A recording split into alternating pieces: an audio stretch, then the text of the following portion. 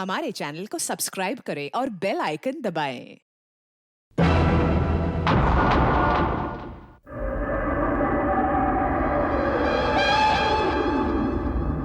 हटिए, चलो चलो हटिए, हटिए आप लोग पीछे हटिए, चलो चलो हटिए, हटिए पीछे हटिए, चलो चलो चलो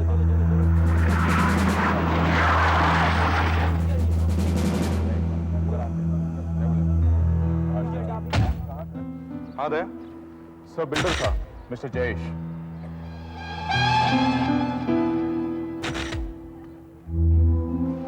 और ये इनके असिस्टेंट है सर। इनके बिल्कुल सामने खड़े थे जब गोली चली।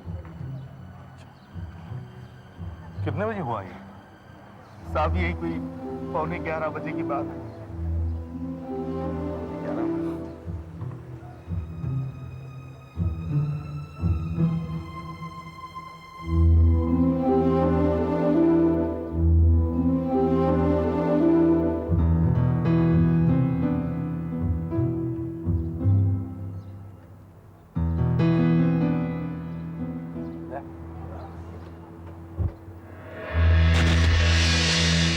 दो गोलियों के निशान हैं।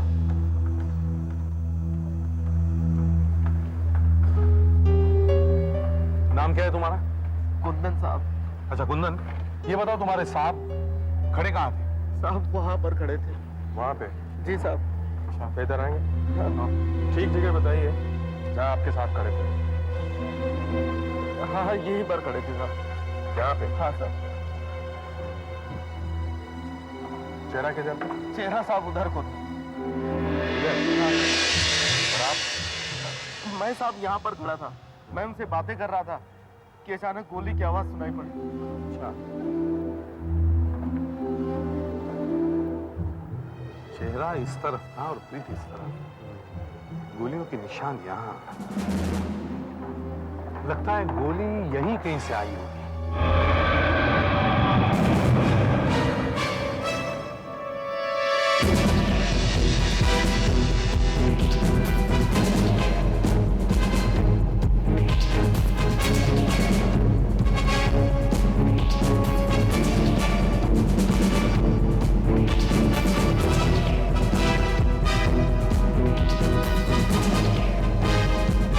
यहाँ पर तो कुछ भी नहीं मिला। Let's go. अभिजीत तुम इस तरफ, दया मैं आ जाता हूँ।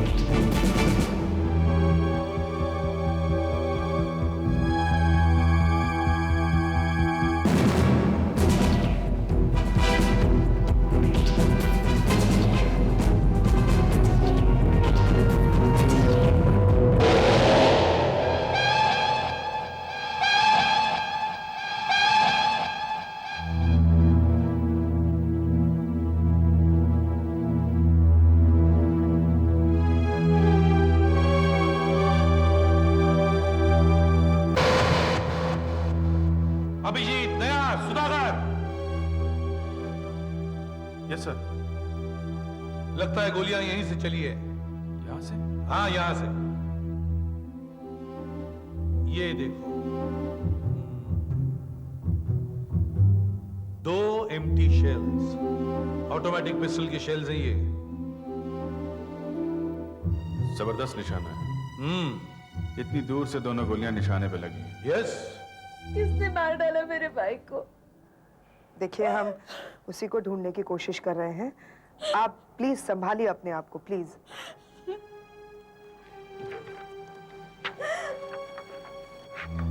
सो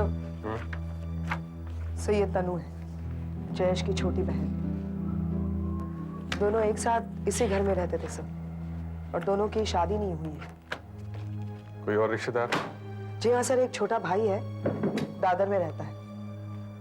उसको खबर भिजवाई? भिजवाइए सर, वो आता ही होगा। हाँ सुधाकर। ऊपर भी कुछ खास मिला नहीं। साहब। हाँ दे। सर, इंस्पेक्टर पाठक आए हैं लोकल ब्रांच से मिलने के लिए।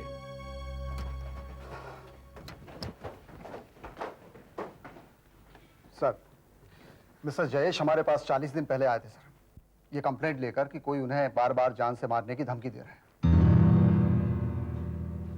तो आपने क्या एक्शन लिया? सर पहली धमकी फोन पर मिली थी, तो हमने मिस्टर जयेश से कहा कि कॉलर आईडी लगवा लें। 2 कॉल भी डिटेक्ट किए हैं सर, किसी पब्लिक बूथ से किए गए थे, बांद्रा एरिया से। बांद्रा? जी सर, मैं ये एक कैसेट लाया हूं सर, इसमें जयेश को दी गई धमकियां रिकॉर्डेड हैं।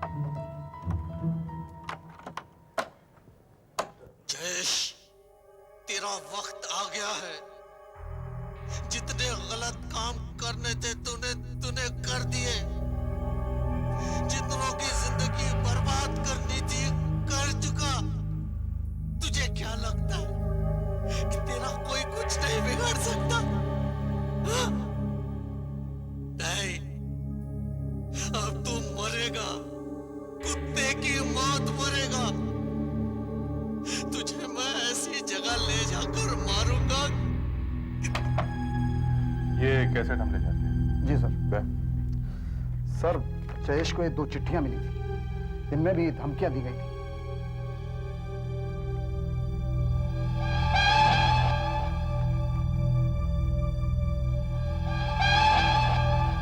ये देखिए एसीपी साहब, लिखावट इतनी साफ नहीं है, थोड़ी टेढ़ी मेढ़ी है।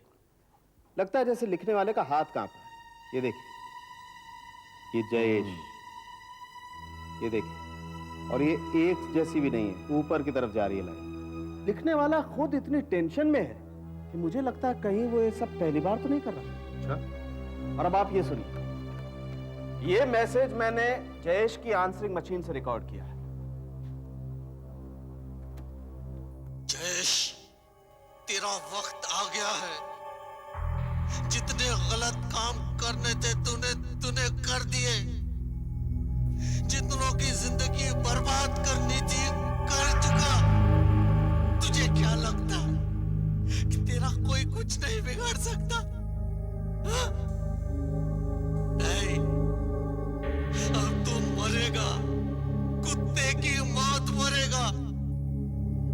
तुझे मैं ऐसी जगह ले जाकर मारूंगा कि तेरी लाश को चील कौवे भी नहीं छू सकते। तू मरेगा, मेरे हाथों मरेगा तू। जयेश, तेरा वक्त आ गया है। ये आदमी हर शब्द साफ साफ बोलने की कोशिश कर रहा है। हाँ, कर चुका।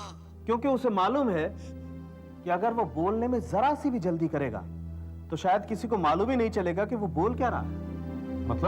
मतलब ये एसीपी साहब की उसकी आवाज स्लर करती है, लड़खड़ाती है। आपका मतलब ये आदमी पिया हुआ है? एग्जैक्टली, पिया हुआ ही नहीं है, बल्कि वो एक जबरदस्त पियक्कड़ है।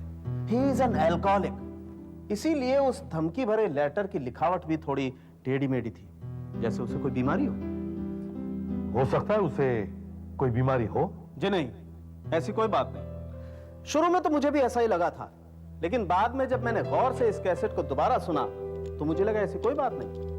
और ये देखिए, मुझे इसके शरीर में से 2 गोलियां मिली हैं, एक सर के नीचे से और दूसरी पीठ में से, और निशाना एकदम सही है। 50 फीट की दूरी से इतना सही निशाना? एक आदमी जिसका हाथ लिखते समय कांपता है, जिसकी जुबान बोलते समय लड़खड़ाती है, उसका निशाना इतना सही कैसे हो सकता है? हो ही नहीं सकता है एसीपी साहब, क्योंकि धमकी देने वाला कोई और है और गोली चलाने वाला कोई और। धमकी देने वाले ने मारने का काम किसी प्रोफेशनल को दिया।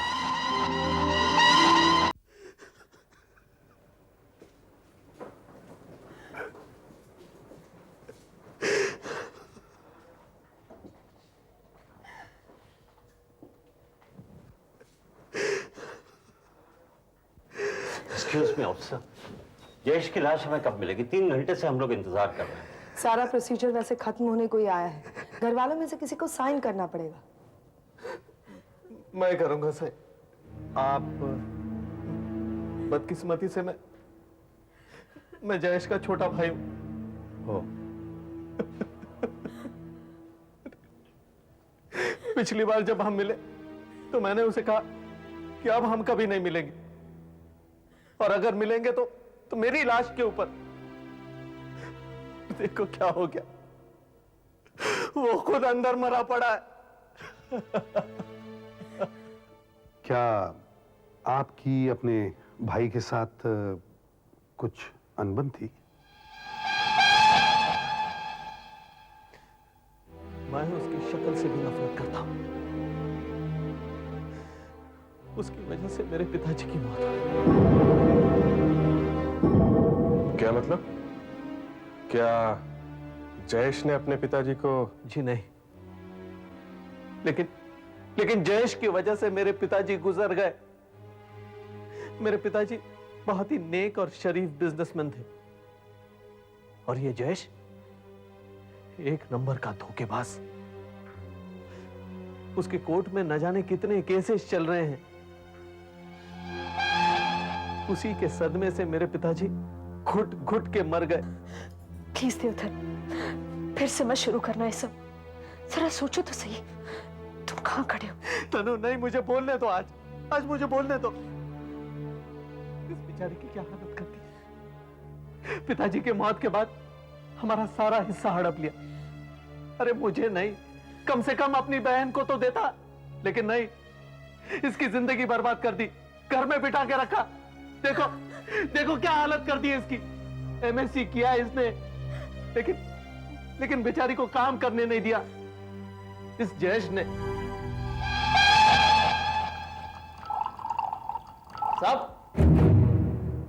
सब सीढ़ी वाले आए। कुछ पता चला मेरे भाई के बारे में? जल्दी पता चल जाएगा। फिलहाल तो हम आप लोगों से कुछ पूछताछ करने आए हैं। पूछताछ? मिस्टर देवधर, आप शराब के कुछ ज्यादा ही शौकीन लगते हैं। अगर हूं भी तो आपको कोई एतराज है क्या? नहीं। आपके भाई का खून 3 दिन पहले 10:30 बजे से 11 बजे के बीच हुआ था। उस वक्त आप कहां थे? तो आपको दूसरा कोई नहीं मिला तो मुझ पे शक करने लग गए। देखिए, इस खून से मेरा कोई लेना देना नहीं है। हम पूछ रहे हैं कि उस वक्त आप कहां थे? मैं अपने एक्सपोर्ट के ऑफिस में था, पूरे स्टाफ के साथ। आपका ऑफिस कहां है? बैंड्रा में।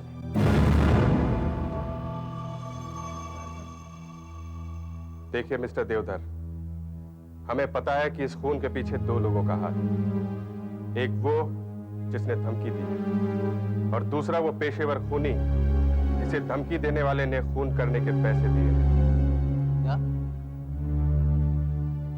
आपके कहने का क्या मतलब है? माना कि खून के वक्त आप अपने ऑफिस में थे। अगर ऑफिस में थे तो? मैंने कहा ना, मैं ऑफिस में ही था। आप लोग क्या कहना चाहते हैं? देवधर ने खून किया? हो सकता है धमकी आपके भाई ने ही दी हो, और उस कॉन्ट्रैक्ट किलर को भी पैसे आप ही ने दी हो। मुझे जो कहना होता है मैं मुंह पे कहता हूं, कभी फोन पे धमकी नहीं देता मैं। मेरा बस चलता तो मैं उसे जान से मारता।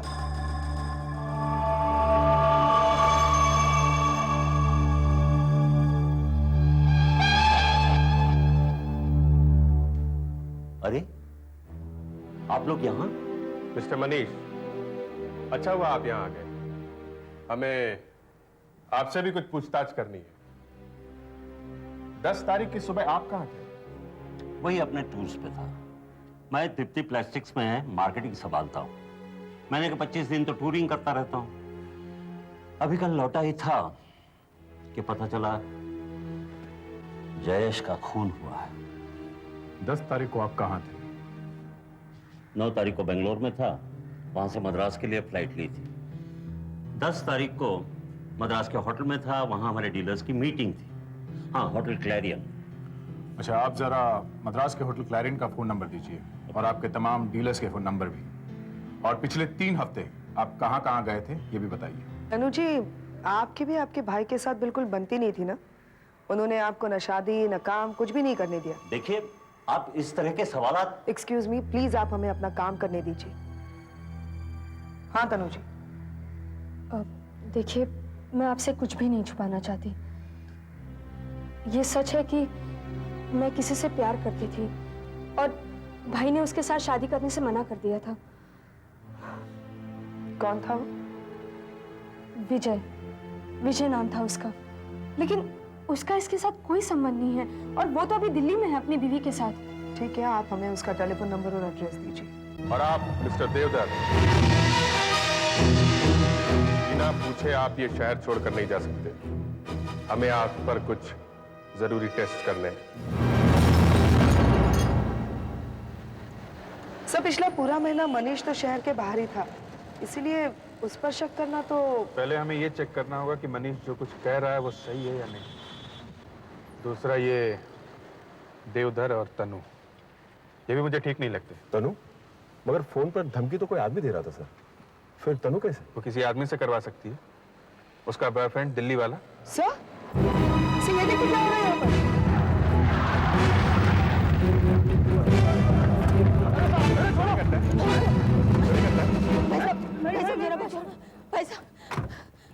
ये पर्स आपका है? जी जी मैडम, मेरा पर्स है। ये अचानक मेरी पर्स लेके भागने लगा, मुझे कुछ पता ही नहीं चला। अच्छा वो आप लोग मिले और मेरी पर्स मुझे मिल गई।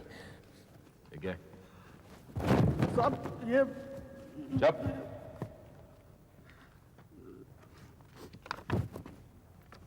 ठीक है, पुलिस में हाजिरी देता है, पैरोल कार्ड। पैरोल पे छूटा है? पैरोल पे छूटा है फिर भी चोरी करता है? नहीं नहीं साहब, पैरोल पे छूटा है तो? नहीं साहब, पैरोल पे छूटा है ना? जेल से अभी भी बाहर है? चल तुझे लंबे मेरे को मारो मत साहब, साहब मेरे को मारो मत, मेरे को मारो मत, मैं आपकी मदद करूंगा साहब, मैं आपकी मदद करूंगा। क्या दिमाग खराब है तेरा? क्या मदद करेगा तू? हैं? मैं खून के बारे में बता सकता हूँ साहब आपको। खून के बारे में? साहब मैं छोटी मोटी चोरियां करता हूँ साहब, मैं हर रोज बस स्टैंड पे घूमता रहता हूँ साहब। कल मैं ऐसे ही बस स्टॉप पे घूम रहा था, एक आदमी सूटकेस छुपा के जा रहा था, मुझे लगा सूटकेस में कुछ माल। पुन्हा एकावर सोलापूर विजापूर मध्ये प्लॅटफॉर्म क्रमांक 6 दोनवरी मालवण प्लॅटफॉर्म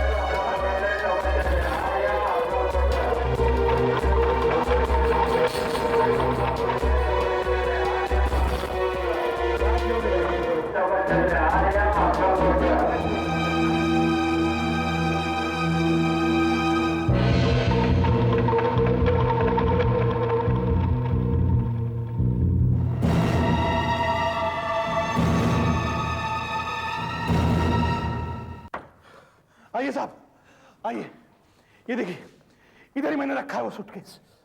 निकालो। ये देखिए साहब, ये है वो सूटकेस।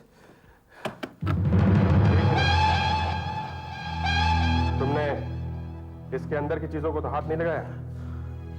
ये सूटकेस मैंने खोला जरूर था साहब, लेकिन ये पिस्तौल देख के मेरी हालत खराब हो गई साहब। हाँ ठीक है, इधर आओ।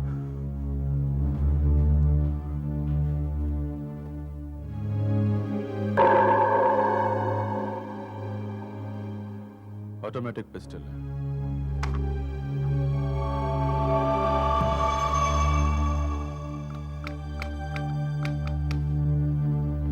चार गोलियां, मतलब 2 गोलियां फायर की गई।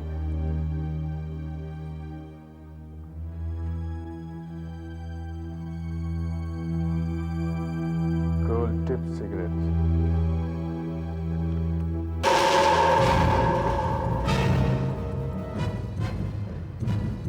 अरे सर, ये तो वही आदमी सर, जयेश कुमार। अच्छा, हाँ, ये तो जयेश कुमार ही है। और सर पीछे भी कुछ लिखा हुआ है,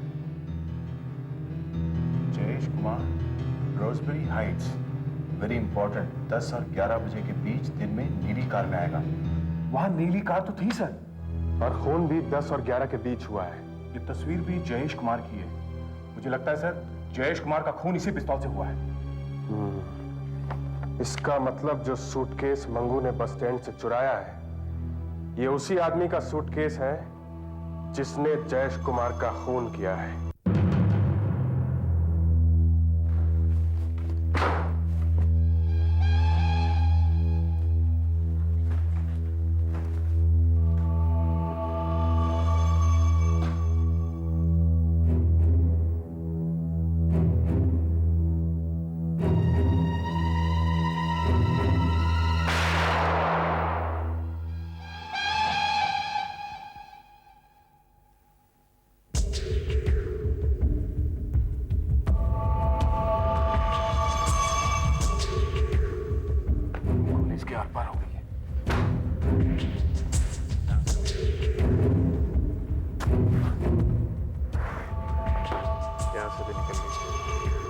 इधर से भी निकल गई, इधर से भी गई, इधर से नहीं निकली, गोली इसी में। इसका फोटो निकाल लेते हैं, दोनों को मैच करके देखते हैं।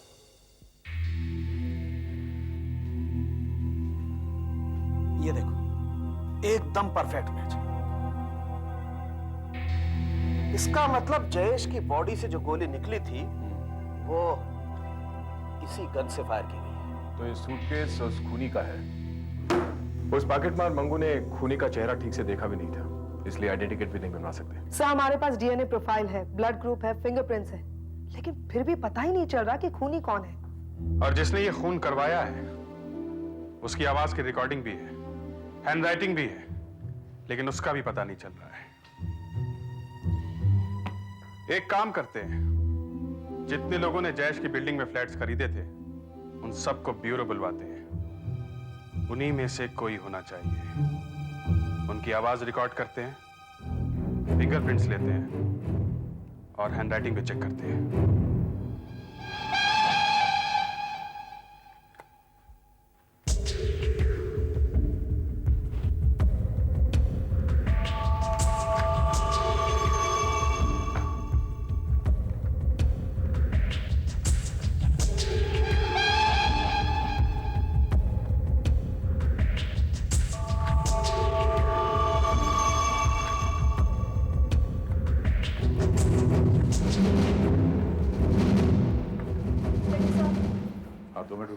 इंस्पेक्टर साहब मैं कह रही हूँ हमें इसके बारे में कुछ भी नहीं। देखिए, हमें अपना काम करने दीजिए। मिस्टर देवधर, आपको ये पढ़ना है।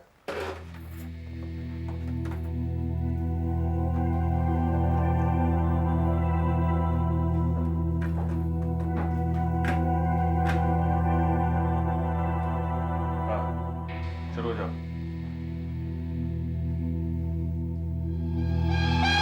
पढ़ना शुरू करिए आप। बस तेरा वक्त आ गया। जितने गलत काम करने थे, जितनी जिंदगियां बर्बाद करनी थी, कर चुका। अब तू मरेगा, कुत्ते की मौत मरेगा। याद रख जयेश, तू मरेगा। सर, जिन लोगों ने भी जयेश की बिल्डिंग में फ्लैट्स खरीदे थे, उन सब की आवाज रिकॉर्ड की जा रही है। फिंगरप्रिंट्स लिए जा रहे हैं और हैंडराइटिंग के सैंपल भी हम लोग ले रहे हैं। गुड। अच्छा, उनके नाम क्या है? सर इसमें यहाँ पे दीपांकर, सेठ, कुलकर्णी, पिल्लई, हेगड़े, पिंटो, वार्डन, शाह। अभिजीत सर, इन सब के ब्लड सैंपल्स ले लो। हो सकता है कहीं मैच हो जाए।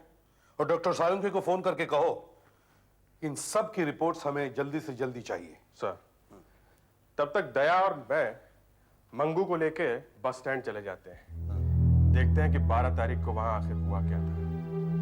जैसा मंगू कह रहा है वैसा हुआ या फिर कुछ और। बस क्रमांक 354 मुंबई इरकल प्लॅटफॉर्म क्रमांक 6 वर लावलेले आहे। इरकल पुन्हा एकदा सोलापूर विजापूर मध्यंतरी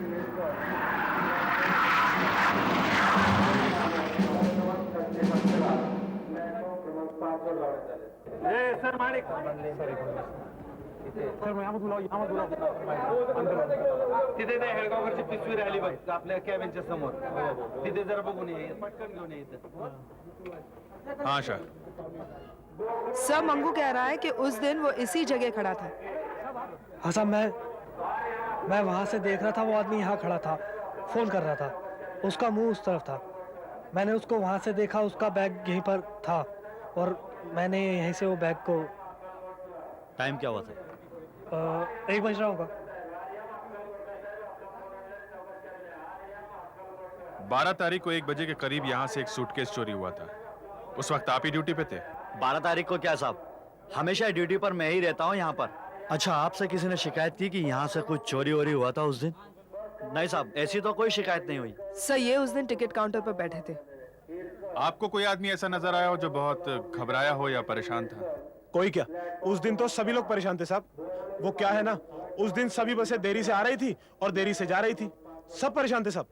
अच्छा ये बताइए, 1 बजे के आसपास आपके यहाँ से कहाँ के लिए बसें जाती हैं? 1 बजे, हाँ, एक बस पूना के लिए है साहब, एक वलसाड और एक गोवा। हाँ, लेकिन उस दिन तीनों बसें देरी से चल रही थी साहब। अच्छा, आप लोग टिकट खरीदने वाले का कोई रिकॉर्ड तो नहीं रखते होंगे? नहीं साहब, पैसा दो और टिकट लो, यहाँ तो यही सब चलता है। इतना सब कुछ जानते हैं उस आदमी के बारे में, फिर भी हाथ में नहीं आ रहा है। ये पक्का है कि वो आदमी गया यहीं से है, लेकिन कहां? गोवा, पूना या वलसाड? जयेश, तेरा वक्त आ गया है। जितने गलत काम करने थे कर एक चुका। भी हैंडराइटिंग इस धमकी वाले लेटर की हैंडराइटिंग से मैच नहीं होती है। और ये फिंगरप्रिंट्स, ये भी मैच नहीं होते। सर इनमें से किसी की आवाज भी मैच नहीं होती। देवधर, इस देवधर की आवाज एक बार फिर से चेक करते हैं। Yes sir.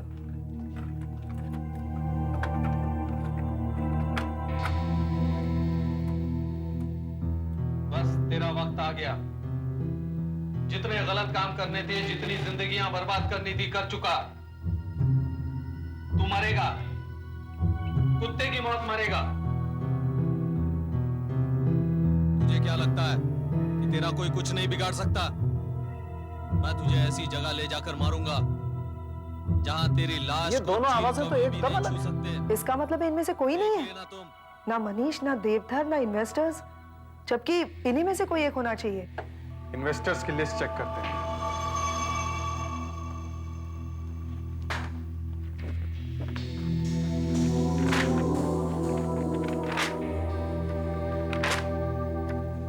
ये क्या?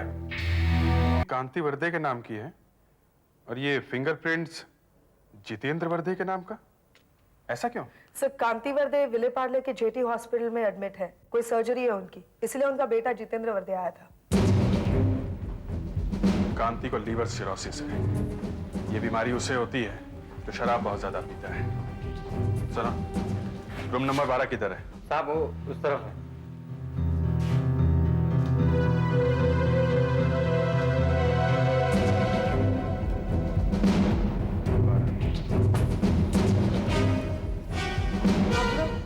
हम लोग सीआईडी से हैं। सीआईडी से? सीआईडी का यहाँ पे क्या काम? इतना भोले बनने की जरूरत नहीं है मिस्टर कांति। ये धमकी भरे खत आपने ही लिखे हैं ना? और ये आवाज आप ही की है ना? कोई तेरा कुछ बिगाड़ नहीं सकता ना? मैं तुझे बताऊंगा। तूने मुझे कहीं का नहीं छोड़ा, मैं भी तुझे ये सब क्या हो रहा नहीं है? छोड़ूंगा। आप लोग इनकी हालत देख रहे हैं ना, और फिर भी आप लोग देखिए, मेरे पिताजी ने ये सब। मिस्टर कांति, आपकी ये लिखावट और आवाज ये मैच करने में हमें कुछ ही घंटे लगेंगे, इसलिए बेहतर होगा कि आप हमें खुद बता दीजिए कि जयेश को आपने जान से मारने की धमकी दी थी। मैं मानता हूँ, मैं सब कुछ मानता हूँ। ये खत मैंने उसे लिखा था और मैंने उसे फोन पर धमकी भी दी थी। पर आपने ऐसा किया क्यों? ये सब कुछ उस जयेश की वजह से हुआ। उसने मेरी सारी जिंदगी की कमाई, मेरा पीएफ, एक एक भाई वो खा गया। मैंने क्या क्या सपने देखे थे उस घर के लिए, लेकिन उसने सब पर पानी फेर दिया। मैंने अपनी सारी जिंदगी एक किराए के मकान में गुजारी। सोचा था बुढ़ापे में कुछ तो आराम मिलेगा, पर ऐसा नहीं हुआ। जयेश पर केस चल गया और बिल्डिंग का काम रुक गया। और मैं बर्बाद हो गया। आज मेरे पास अपना इलाज कराने तक के लिए पैसे नहीं है। और ये सब कुछ उस जयेश की वजह से हुआ है, जयेश की वजह से। तो आप ये मानते हैं कि धमकी आप ही ने दी थी और आप ही ने उसे मरवाया था? मैंने उसे धमकी जरूर दी थी साहब, लेकिन मैंने उसे मरवाया नहीं साहब, मैंने उसे मरवाया नहीं। अगर मुझ में हिम्मत होती तो मैं उसे छोड़ता नहीं साहब, मैं उसे कभी नहीं छोड़ता। लेकिन मैं ऐसी हालत में कैसे किसी को मार सकता हूँ? मैंने उसे नहीं मारा साहब, मैंने उसे नहीं मारा साहब, मैंने उसे नहीं मारा। मेरा यकीन। कांति की बातों से ऐसा बिल्कुल नहीं लग रहा था कि उसने जयेश को मारने की सुपारी दी हो। उसके पास पैसा ही कहाँ है सुपारी देने को? खुद तो जनरल वार्ड में पड़ा है सर। बड़ी हैरानी की बात है, लेकिन इससे एक बात साफ है कि उन धमकियों का इस कत्ल से कोई वास्ता नहीं। अब हमारे पास रह जाता है कातिल का ब्लड ग्रुप, डीएनए प्रोफाइल और वो सामान जो हमें उसके सूटकेस में मिला था, और यह भी कि कातिल 12 तारीख को बस से पूना, गोवा या वलसाड़ जा रहा था। हेलो। हाँ भाभी बोलिए। हाँ, शिरडी जाने का प्लान? नहीं भाभी, मुझे नहीं लगता मैं आ सकूंगा। हाँ, यहाँ एक केस उलझ नहीं रहा है। हाँ अच्छा ठीक है, मेरा सूटकेस पैक कर देना। हाँ कुछ नहीं, 2 जोड़ी कपड़े और शेविंग किट डाल देना। और बस मैं फोन कर देता हूँ, मैं कोशिश करता हूँ भाभी। अगर एक केस उलझ गया तो ठीक है, ओके। कब से शिरडी जाने का प्रोग्राम बना रहा था सर, लगता है कैंसिल करना पड़ेगा। नहीं दया, तुम्हें अपना प्रोग्राम कैंसिल नहीं करना पड़ेगा। मैं आपका मतलब नहीं समझा सर। सब समझ जाओगे। दया, तुम्हें और अभिजीत को मंगू के घर जाना है। साहब आप लोग क्या पूछ रहे हैं? मुझे कुछ समझ में नहीं आ रहा है साहब। मैं ये पूछ रहा हूँ, जिस आदमी का सूटकेस तुमने चुराया था उसके पास कोई और सामान था क्या? कुछ भी? कोई और बैग, कोई सूटकेस, कुछ होल्ड ऑन, कुछ भी? कोई और बैग? हाँ, कोई सूटकेस। सोचो, सूटकेस, कोई, हाँ कोई सामान। साहब मैं वहां खड़ा था और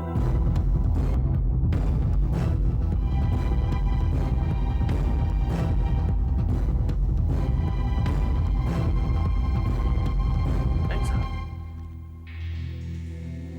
उसके पास कुछ नहीं था साहब, सिर्फ ये सूटकेस था। पर सर मेरी समझ में तो अब भी कुछ नहीं आ रहा। देखो, हम लोग अभी तक ये सोचकर बैठे हैं कि कातिल पूना, गोवा या वलसाड़ कहीं जा रहा था। अगर वो कहीं बाहर जा रहा था तो उसके पास वैसा कुछ सामान भी होना चाहिए था। कुछ कपड़े, शेविंग किट, कम से कम एक टूथब्रश तो होना चाहिए था। और उसके पास तो कुछ भी नहीं था, सिर्फ एक मैगजीन, एक सिगरेट का पैकेट और पिस्टल, बस। इसका मतलब वो कहीं नहीं जा रहा था। यस, वो कहीं जा नहीं रहा था। वो बस स्टैंड पे खड़ा होकर किसी का इंतजार कर रहा था।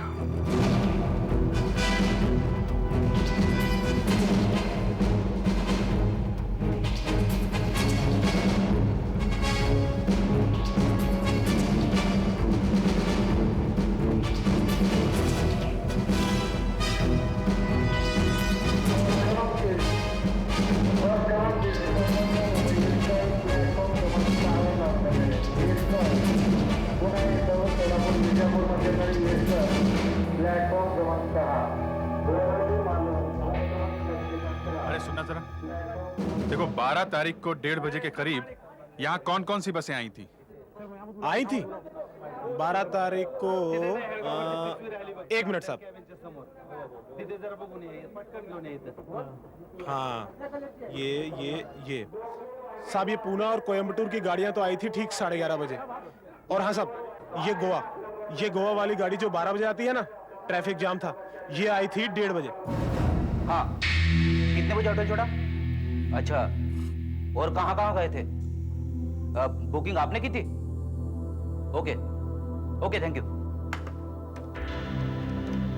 हेलो सर, कोई इन जगहों पर गया था। हाँ, मैं मुंबई से बात ये कर रहा हूँ। डिटेल्स कातिल के दिन तक की है। मुझे पूरा यकीन है सर, कातिल यही है। हाँ, लगता तो मुझे भी यही है, लेकिन अब देखते हैं फ्रेडरिक्स को क्या पता चलता है। Okay okay, thank you. हाँ फ्रेडरिक्स, क्या पता चला? सर, हमारा शक बिल्कुल सही निकला। अच्छा, पकड़ कर लाओ उसे। पर मुझे यहाँ क्यों लाया गया? चलिए, सब पता चल जाएगा। कुछ तो बताना चाहिए ना कि क्या हो रहा है क्या नहीं। मैं पूछ रहा हूँ, आप जवाब ही नहीं दे रहे। चलो, बात क्या है? सर, एसीपी साहब, अब आप ही बताइए कि मुझे यहाँ क्यों लाया गया है। अपना मुर्गा आ गया सर। कुकुड़ुकू करने को। कुकुड़ुकू? हाँ, कुकुड़ुकू। ये क्या मजाक है? कुकुड़ुकू तो मुर्गे बोलते हैं। आदमी भी बोलते हैं कभी कभी। जब यहाँ आते तो सब बोलते हैं। अब जल्दी बताओ, क्या हुआ, क्या क्या किया? तुमने सुपारी दी थी ना जयेश का खून करने, क्यों? पर मैं तो उस दिन 10 तारीख को मद्रास में था, होटल क्लैरियन में। करेक्ट, हमने होटल क्लेरियन से बात कर ली। उन्होंने बताया आप थे वहां, लेकिन उसी रात आप वहां से गोवा चले गए और होटल पैलेस में ठहरे। करेक्ट। 11 तारीख को आपने एक मीटिंग अटेंड करी और रात को वहां से निकले। करीब 10 बजे आप बस में बैठे और मुंबई आ गए। 12 तारीख को 12। ये क्या थ्योरी हुई भाई? मैं कोई बस में नहीं बैठा, मैं तो फ्लाइट से आया था। झूठ मत बोलो, गोवा से मुंबई के लिए रात में कोई फ्लाइट है ही नहीं। तुम गोवा से रात वाली बस में बैठे जो मुंबई दोपहर पहुंचती है, मगर बस लेट हो गई और यहाँ स्टैंड पर खूनी तुम्हारा इंतजार कर रहा था, ये बताने के लिए कि तुम्हारा काम हो गया है, अब बाकी के पैसे दे दो। ये सब अटकलें हैं। ये हो गया होगा, वो हो गया होगा, कैसे प्रूव करेंगे आप? बस में जो लोग तुम्हारे साथ थे उन्हें ढूंढा जा रहा है। वो सब तुम्हारी तरफ उंगली उठाकर कहेंगे कि हाँ, यही आदमी था हमारे साथ बस में। और खूनी ने तुम्हारे मोबाइल पर फोन किया था बस स्टैंड की कैंटीन से। ये देखो तुम्हारे कॉल्स की लिस्ट, 77299। मालूम है ना कहाँ का नंबर है? तुम्हारे सेल पर किसका फोन आया था कैंटीन से और क्यों आया था? इडली डोसा का भाव पूछने। हाँ, इडली डोसा का भाव पूछने। बताओ बताओ, जल्दी बताओ, क्यों जयेश का खून करवाया तुमने? क्यों करवाया जयेश का खून? मैंने ये सब करवाया था, मैंने ही करवाया था। जब से उसने मेरा सत्यानाश किया, मैं इंतजार कर रहा था एक मौके का। सालों तक मैं एक ऐसा आदमी ढूंढता रहा जिसका पुलिस में कोई रिकॉर्ड न हो। अचानक मुझे एक ऐसा आदमी मिल गया जिसका नाम था प्रीतम। मैंने उसे 2 लाख रुपए दिए और ये सब करवाया। प्रीतम? अच्छा, प्रीतम। उससे कहो एक और नया कॉन्ट्रैक्ट है, फिर से मिलना है। फोन करो उसे।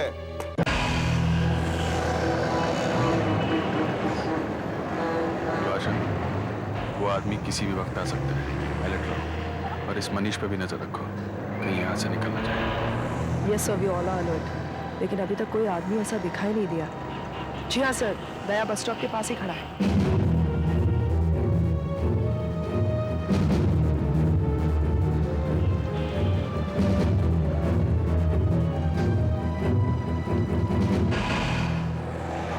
हाँ दया, कोई नजर आया? नहीं सर, अभी तक तो कोई नजर नहीं आया। हाँ, ओके।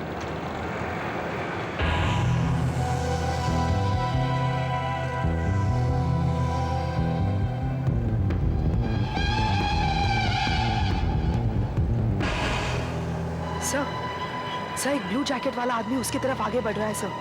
मुझे लगता है वो वही है। जी हाँ सर।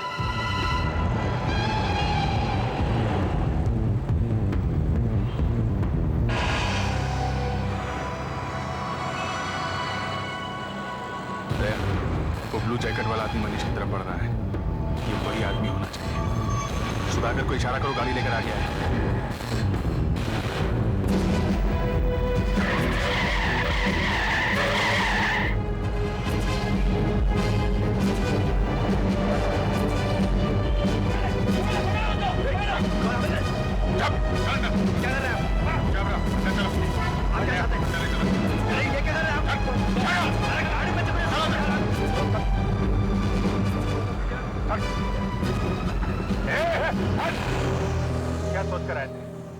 कॉन्ट्रैक्ट मिलेगा। नया कॉन्ट्रैक्ट है, लेकिन इस बार हमने लिया है तुम दोनों के खिलाफ। अब जिंदगी भर जेल में सड़ोगे तुम लोग। For more updates, subscribe to our channel, click the show links and enjoy watching the videos.